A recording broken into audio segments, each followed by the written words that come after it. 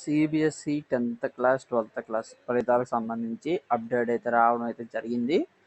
So update ఏంటని ఈ వీడియోలో క్లారిటీగా ఎక్స్ప్లెయిన్ చేయడం జరుగుతుంది. దానికంటే ముందుగా మన ఛానల్ ఫస్ట్ టైం ఎవరైతే చూస్తున్నారో సబ్స్క్రైబ్ చేసుకోండి, పక్కన గంట సింబల్ గట్టిగా నొక్కండి.